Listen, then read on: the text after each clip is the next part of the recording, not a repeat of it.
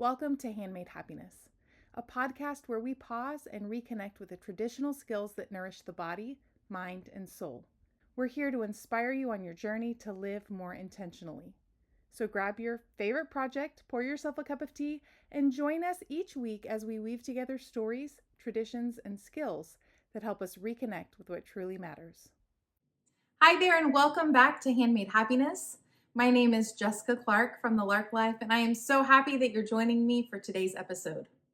This week, I have been in Houston at the International Quilt Festival, which is being held at the George R. Brown Convention Center, and it has been such an incredible week. The event is just amazing, and I always leave feeling so inspired and with so many new and fresh ideas. And as I walked through the convention center on one of the opening days, I overheard one of the employees that's there on staff at the convention center on the phone with someone else. And she kind of made me chuckle to myself because she said, man, I need to get a hobby because this is a whole community here.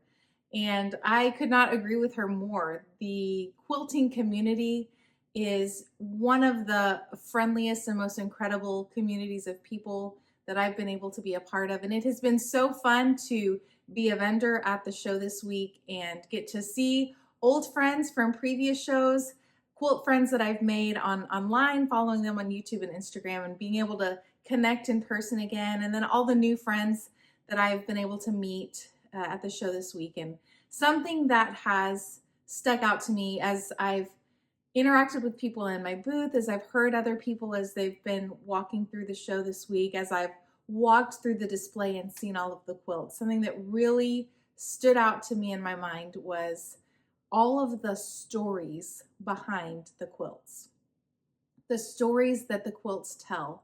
And each quilt has a maker, somebody who had the idea to create it, and a person that they intended that quilt for, a reason they were giving that quilt. They had a reason for why they designed it, why they used the colors they used and the materials they used, and getting to see these incredible quilts on display and see the just immense creativity of people is very impressive on its own. But then as you walk through and you read the plaques and you read people's inspiration and you read and learn some of the story behind the quilts, it makes the quilts even that more amazing. And as I've had people come into my booth, it's been so fun. They'll pull out their cameras and start flipping through and showing me photos. And every photo, every quilt, without fail, they have a story to tell about why they made that quilt, who it was for, where their inspiration came from, what the person who received it has done, what that entailed. And so the stories that the quilts tell has really been an inspiration for me this week here at the show. And so I wanted to share a few of those stories that I've heard with you. So if you are listening to the podcast, if you're on a platform like YouTube where the video is also there, I will put some photos of some of the quilts that we're talking about on today's episode as we go through. And if not, I'll try to put links so that you can find photos and see some of these for yourselves because they are just incredible. But one of the displays that really caught my eye at the show this week has been a display of transatlantic quilts that have crossed the ocean. And some of the quilts that they've had on display are quilts that were given, Red Cross relief quilts that were given during World War II. And to see the quilts, there is just a really scrappy pieced together quilt, and they know it's one of the Red Cross relief quilts because it has the typical striped Red Cross fabric that was issued for people to make these quilts with is present. And seeing that and knowing that quilt was given to somebody who was in the hospital or on their way back to the States and recovering is just incredible. If that quilt could talk, it would have some stories to tell. And there were several others. There was another that was made of different strips of fabric. It was more traditionally pieced, but it had that same Red Cross striped backing to it. And another one that was just basically a whole quilt. It had one main panel in the middle, and they just added some extra fabric on the sides to give it the size that it needed to be. But seeing these quilts, and that one in particular that was pieced so quickly, that was just the main panel, the placard with that quilt referenced that the person who received the recipient of that Red Cross relief quilt must have really, really cherished that quilt, because on the back of the quilt you can see where the fabric had been worn through to the batting so that there was nothing there, and they repaired that with a cream knit sock that they had so that it would be a whole blanket again. And so the things like that, if to think of all the hands that quilt has passed through since the 1930s. It's almost 100 years old, and to think of where that quilt went, who it was initially made by, who was the one to initially give that to someone in need, who was that person who actually received that quilt, what kind of comfort did that bring to them, how long did they have it, where did it end up, years later down the road, and how did it end up in the museum where it's now being held. And so to think about the life of that quilt and the life of the people who have interacted with that quilt is really, really quite incredible. And there are several quilts that caught my eye on display. They're all incredible. You can go to the International Quilt Festival's page and you can see some of the award-winning quilts displayed there on their webpage. But with all of those quilts, there was an inspiration, a reason. And so you'll walk through and you'll read where a quilter made something and the inspiration came from their daughter. Or I met a woman, she came into my booth this week. She had a quilt on display, and she was inspired by her niece, who is now a young adult but has been dancing since she was 2. And so she had just the most beautiful quilt of a ballerina, poised and graceful. And to hear the maker of the quilt talk about her niece, and then to go see the quilt, it was just really something special. And again, watching all of the people come and go from the booth all week with their own stories to tell. And so that's one of the things that struck me, is regardless of whether it was a quilt that was award-winning and on display at this major renowned show, or it was just a quilt that a homemaker had made to give as a gift to a family member, they are all valuable to the people that have received them. They all hold meaning for the one who made them. They all hold meaning for the one who received them and the one that gets to use them, and those stories that get to be passed along. And it reminded me, and I've gotten to share with several people this week, that that's kind of how I got into quilting in the first place.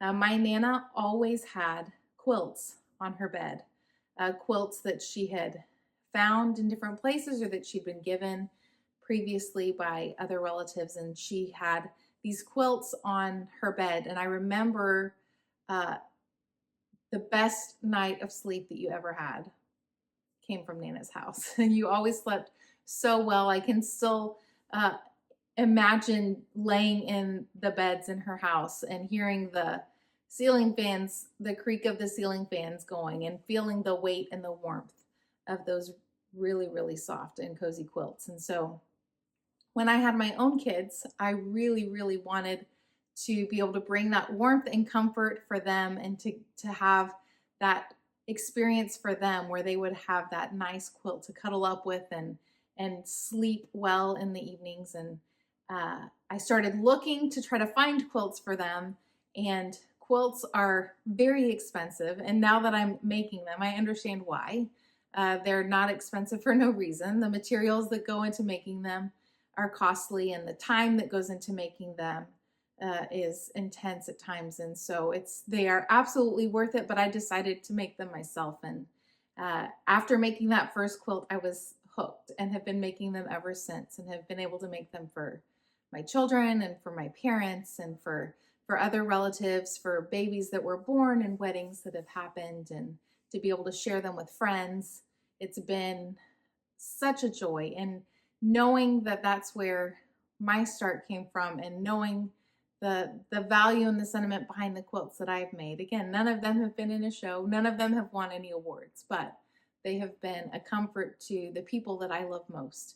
And it's been something that has been such a joy for me to be able to make and for me to be able to share with others.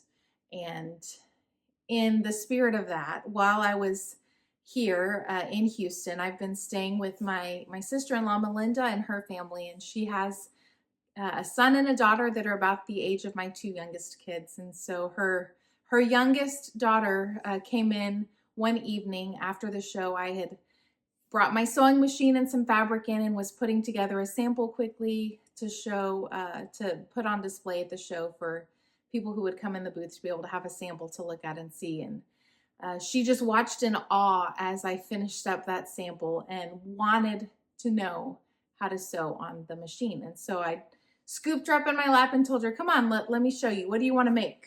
Do you want to make a bag? So we just pulled a fat quarter that I had laying on the table, and the two of us sat there together, and I walked her through and showed her how to make this quilt. And so this, not a quilt, a bag rather, a crossbody bag. And so we sat together at the table, and she's 5 years old, and we worked on all the little stitches, and I explained as we went along what we were doing and what the process was. And we worked on that bag together, and she stayed focused, and she was determined that we were going to get that bag finished and complete. And out of that one little fat quarter that evening, we were able to put together this cute little crossbody bag for her in a relatively short amount of time. And she was able to learn the basics of how the machine functioned. She was in charge of raising and lowering the presser foot and cutting the thread, and she helped guide the fabric under the foot of the machine. And she was so proud when we finished that bag. She hopped up and she was modeling that bag for everybody and proudly telling everybody how she had made that all by herself.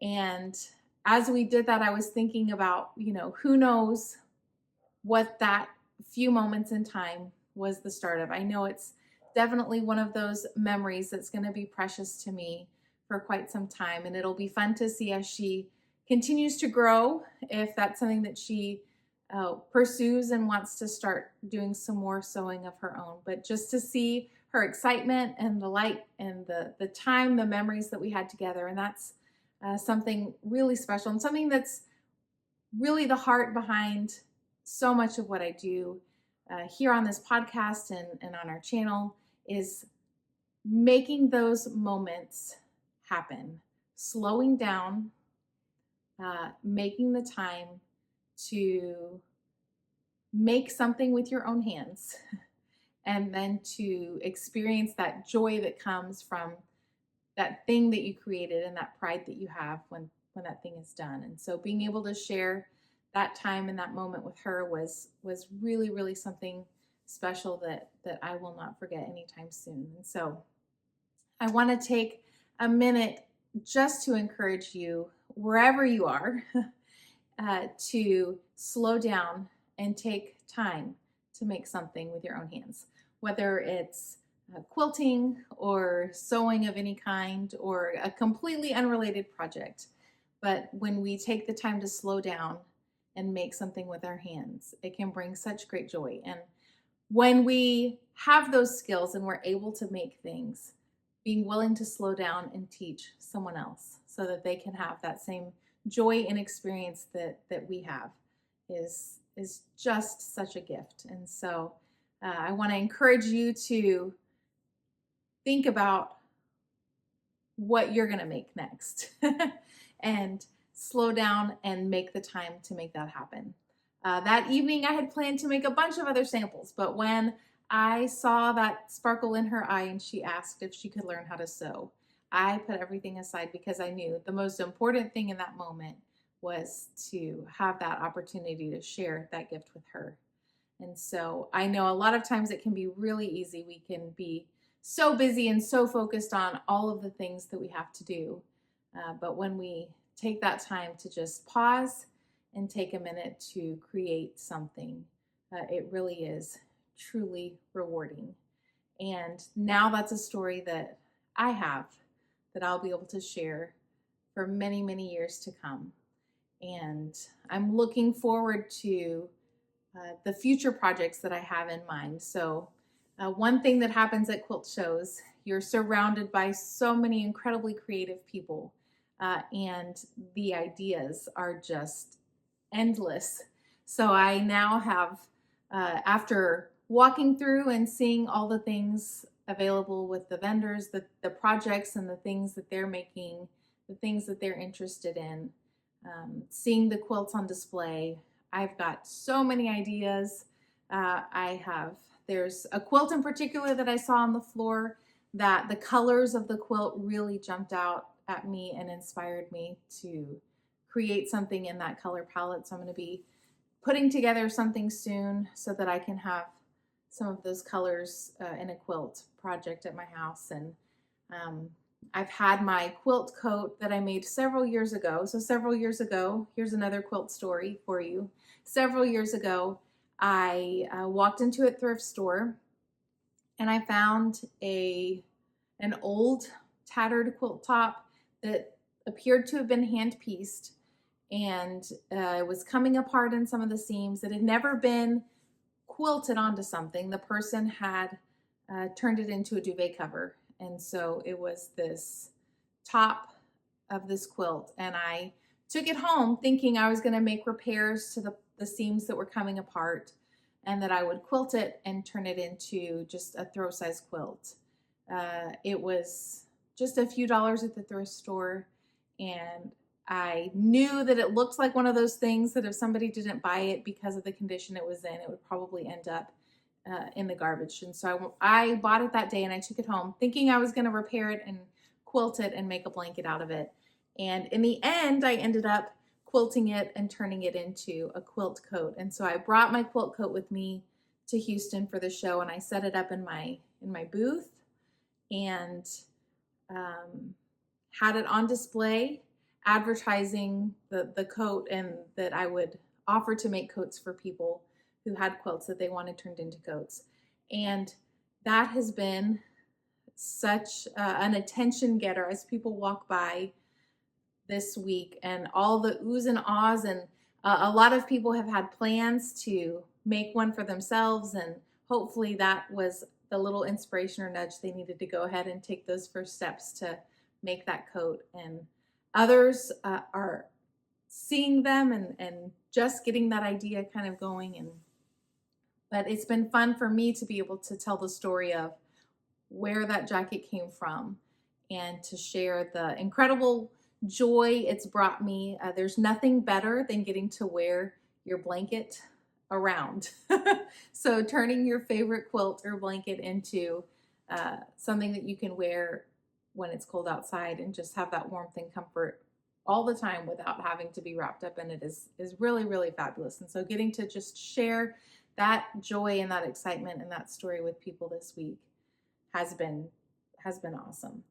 And getting to hear other people's plans and ideas, it's been fun to watch as people come into my booth. I have a whole collection of woven fabrics made by a company called Fabulism. They are my favorite fabrics because they are so soft and they're beautiful. And to watch people come in and to see their process for picking fabric and picking colors, and you have this one group of people that comes in and they have a specific plan. They already have a pattern. They know what yardage they need. They know what colors they're looking for. They come in and they look for those colors and find things that coordinate, and they have the whole project planned out when they walk out of my booth.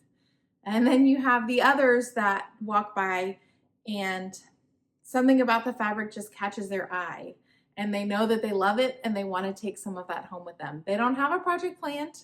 They just take some of the fabric and figure it out, and they let the fabric inspire the piece that they're going to make out of it. And so it's been fun to see just how different people are and how their processes are different.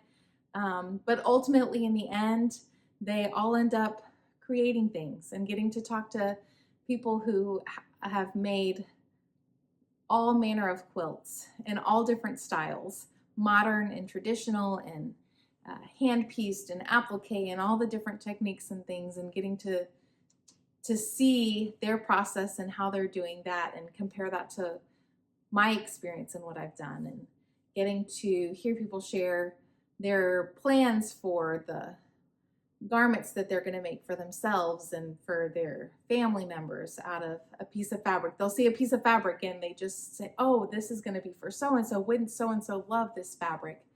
And so that's been something really incredible. And again, it's these stories that these pieces tell, the story that's waiting to be told, the potential that's there. And there was a quilt on display, and it's a very traditional pattern that gets used a lot. And I saw this quilt hanging on display, and when I saw it, it's this like a Lone Star pattern, a traditional pattern. It's got all these little diamond pieces that come together to make one large star on this giant quilt.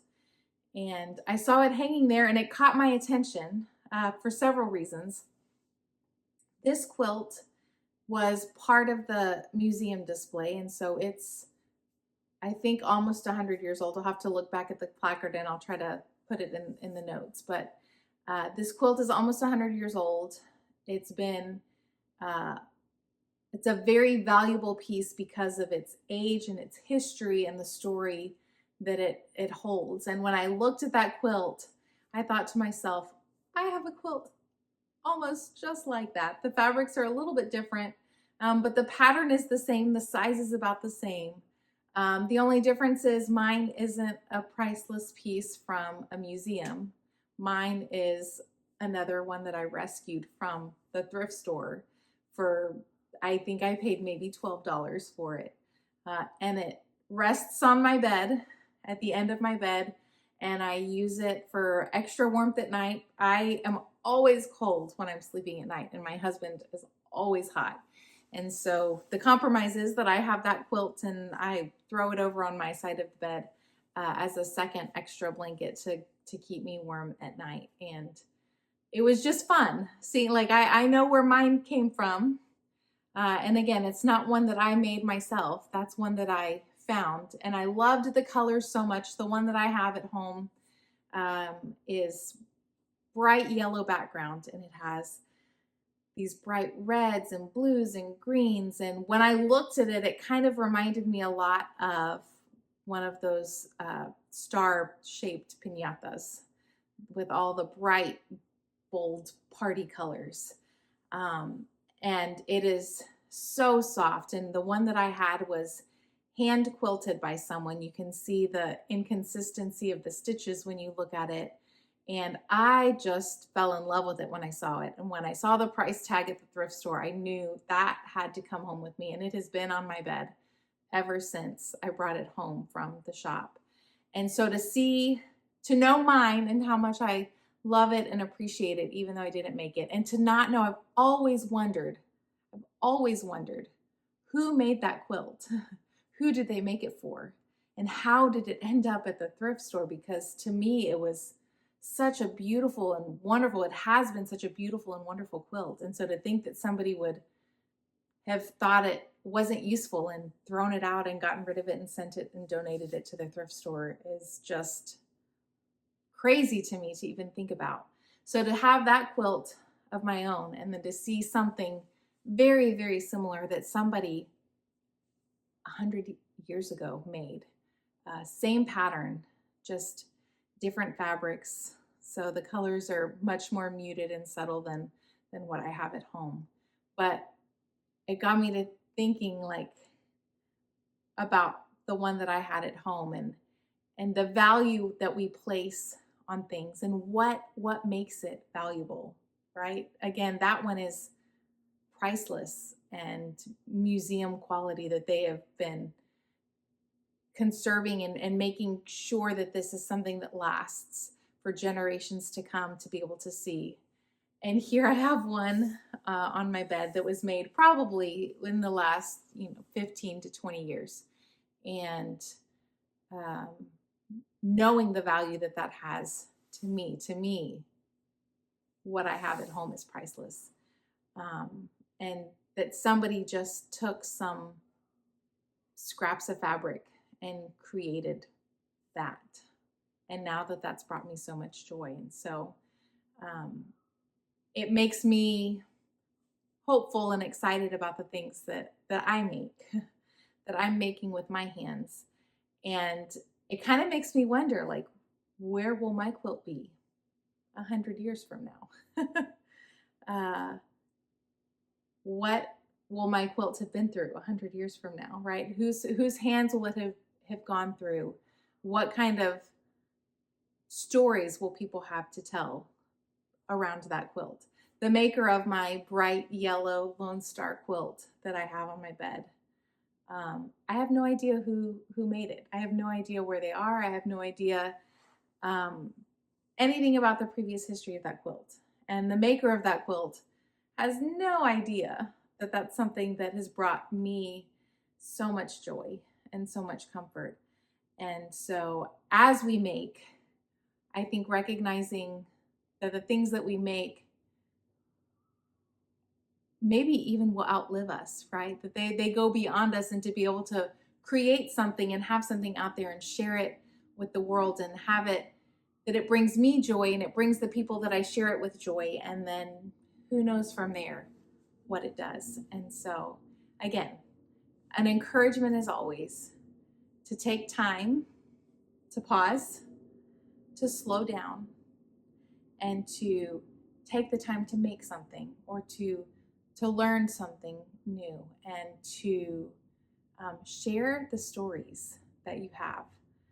I have fond memories of stories that my Nana would tell me, and my Papa would tell me, and that my grandmother would tell me. And those stories are things that I still think back and look and remember, and they have helped me through my life. And so as we go and as I'm making these things, I'm also sharing the stories of these things with my children and with my nieces and nephews and with the people around me. And those stories will live on and will bring so many people such great joy. And so I hope that you have enjoyed this episode today. I hope that it's caused you to pause and think about the story that you're living, the story that you're telling, the story that the things that you're making is telling, and the story that one day, long after we're all gone, will continue to be told because of the life that we've lived, because of the things that we've created with our own hands. Thank you for joining me today. Until next time. Subscribe now to Handmade Happiness so you never miss an episode, and let's find the joy in making one handmade moment at a time.